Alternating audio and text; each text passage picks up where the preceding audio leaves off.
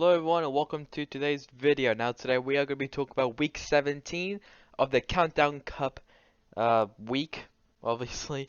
And I guess we'll just go right into it. Now before we get into that, let's talk about the next week's matches.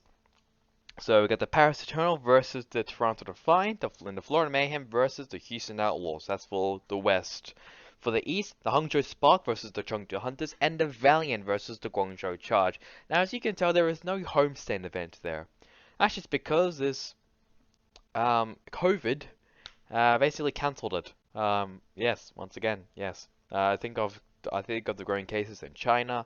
The Spark decided to play safe and not have the homestand go on, which obviously makes sense. On August 13th, the London Spitfire versus the Paris Eternal, the San Francisco Shock versus the Vancouver Titans, and the Florida Mayhem versus the LA Gladiators. On August 14th, the Valiant versus Chengdu, Charge versus Spark, and then for the West, for the final weeks of matches, well, final days of matches actually, the London Spitfire versus the Vancouver Titans, that's going to be a great match to watch. The LA Gladiators versus the Houston Outlaws, and the San Francisco Shock versus the Toronto Defiant. So, let's now get into the actual results now for week 17. And here they are. So, firstly, Toronto Defiant versus London Spitfire, not a surprise, 3-1 for the Defiant win. What was surprising, however, was the Vancouver Titans getting their first win before the Spitfire and Titans match. A 3-0 against the Boston Uprising, and Dalton, as I've been told, carried the Titans. He just carried them. It was fantastic to see. For the East, the NYXL versus the Philadelphia Fusion. I was kind of paying attention, kind of not. I was just left it on because I didn't really care. But yeah, it was interesting. Seoul versus Shanghai. Shanghai getting a win against Seoul Dynasty. It was very, very close, as you could tell, a 3-2, but Fleta took it upon himself and won it. And the Chengdu Hunters versus the Guangzhou Charge. It was neck and neck, but the Chengdu Hunters wins against the Guangzhou Charge. Even if there was a tie in Temple for Anubis, still won it. For the next day, for the West, Dallas Fuel versus the London Spitfire, a 3-1 for Dallas. Florida versus Atlanta, it was very, very close, but 3-2 goes to Atlanta. Florida looking a lot better compared to compared to Summer Showdown. Oh god, that was painful for them. So there it is. And Toronto versus Washington, a very easy 3-0 for Toronto.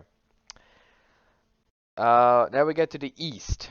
Seoul Dynasty doing a reverse sweep against the Philadelphia Fusion. You see right there. Chengdu Hunters versus the NYXL. That was the Chengdu Hunters winning it. And then the Shanghai Dragons winning against the Guangzhou Charge. I actually thought when I was about to go to bed, I actually thought that the Guangzhou Charge was actually going to win against the Shanghai Dragons. If so, that would be really, really, really embarrassing. But luckily they didn't, and they get to end in a 2-2 record. And for the final day of the West, the Florida Mayhem versus against the Boston Uprising. The Florida Mayhem won. Apparently Gargoyle popped off as well. Atlanta versus Dallas. I thought it was going to be a lot closer than it was, but Atlanta did win against the Dallas Fuel in pretty convincing fashion. Not really though, compared to Rialto and Anubis, but Blizzard World and Busan, very, very easy. And I was watching this as well. I was cheering for them, but the Vancouver Titans could not get any more breadsticks, and the Washington Justice wins against Vancouver, getting their first win of the Countdown Cup, and luckily they didn't get 0-12 in the map record.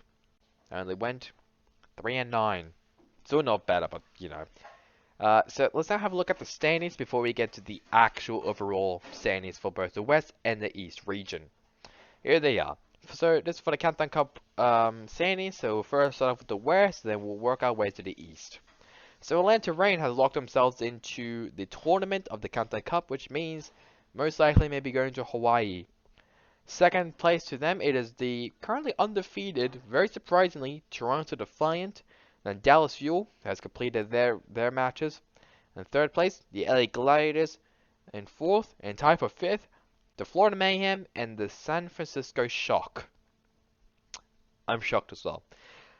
Equals seventh, we got the Houston Outlaws versus the Vancouver Titans. In ninth, Paris Eternal. And in 10th, finishing off the season, the Boston Uprising. And in 11th, the Washington Justice. And in 12th place, currently still without a win, the London Spitfire. And for the Countdown Cup for the East, we got the Philadelphia Fusion and the Seoul Dynasty both locking their spots into the Countdown Cup tournament. The Chengdu Hunters and NYXL both in 3rd and 4th. The Shanghai Dragons, interestingly, outside of the top 4 in 5th place. And the Hangzhou Spark, Guangzhou Charge, and Valiant all three looking for their first win in the Countdown Cup. Now, let's just, get a little bit of math over here before we get into the standings. If you are a Shanghai Dragons fan, this is what you need. You need the Chengdu Hunters to win against the Hangzhou Spark, and you don't really care about the Guangzhou Charge. Then you just need to hope that the Hunters also win against the Valiant, which is going to be very, very easy. And then you need to hope that the Hangzhou Spark wins against the Guangzhou Charge. If the Charge wins against the Hangzhou Spark, and they obviously win against the Valiant. So if the Guangzhou Charge does win against the London the Valiant in a 3-0 fashion, and they win against the Guangzhou Charge also in 3-0 fashion, I think if my calculations are correct, the Guangzhou Charge will knock out the Shanghai Dragons even further. And the Chengdu Hunters basically, they're already in. So, actually, okay. It's very, very hard. So, Shanghai, they basically need Chengdu to lose. So, if Chengdu loses to Hangzhou, and if they somehow lose to Chengdu in both 3-0 fashion, I think they'll still... I don't think they'll even have a chance. No, wait. I'm trying to do some math here. Hang on. Okay. So, I think Shanghai still has a chance, and YXL obviously still has a chance as well, but it's going to be very, very, very tough, especially of the outcome of these three teams, both 0-2, which is not great, obviously. But basically, New York, you just gotta hope that Chengdu just wins their matches.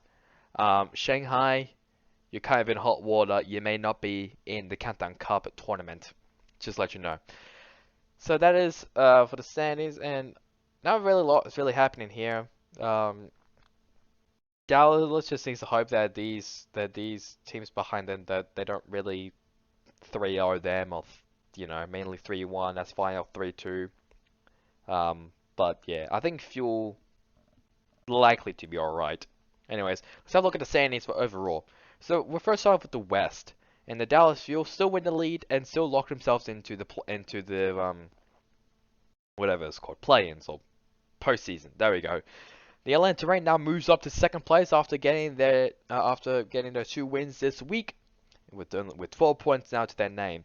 The San Francisco Shock and the Houston Outlaws both with 10 points, but the Shock in front with a better map differential. The LA Gladiators in 5th place with 9. The Justice with 8. Well, Toronto also has 8 as well. Paris and Boston both have 7 points. And in the cutoff, Florida Mayhem has 6 points. They are the only team who can actually make it into the playoffs. Vancouver and London are eliminated. And for the East, the Shanghai Dragons have locked themselves already to the postseason playoffs, play-ins, I don't care. Seoul Dynasty with 12 points behind them. Then the Chengdu Hunters with 11, Philly with 10, and Hangzhou with 7. That's going to be the close one. It's going to be very close there, especially if Hangzhou does lose more matches and gets a worse map differential, then New York will be up. I think Guangzhou and Valley, they are eliminated from the postseason playoffs. It is just New York who can try and hope that Hangzhou loses their matches. They just need to hope. Because I do not think Spark is versing. No, so Spark is not versing against Valiant, so they won't get an easy win. So, New York, you have to cheer for Chengdu and Guangzhou for them to get a win. and even a 3-0. So, yeah.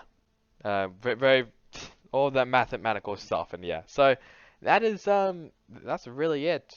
I'm actually gonna have a look here. Yeah, okay, yeah. So, yeah, New York needs a hope that Chengdu and Guangzhou win their matches against Hangzhou. So that's really it for me now. I hope you guys enjoyed the video. Catch you guys on next time in the next one.